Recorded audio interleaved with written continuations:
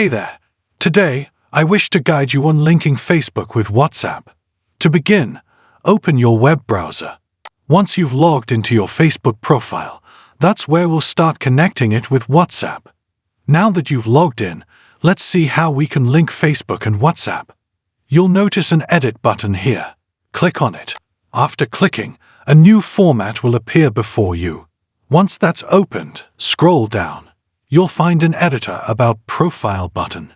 Click on it. Upon clicking, another format will open.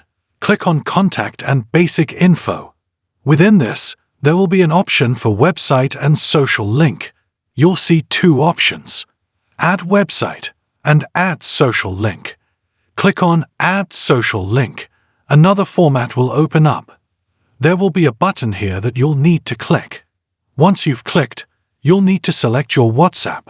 Scroll down and you'll find WhatsApp there. Click on it. After clicking, enter your number here. Let's input the number. After typing your number, you'll see a Save button. Click on it. Once you do, it will automatically start updating. There you go. Your WhatsApp number is now linked with Facebook. This was the method to connect Facebook and WhatsApp. Thank you for watching this video. If you want to watch more videos like this, please subscribe to this channel and don't forget to like it.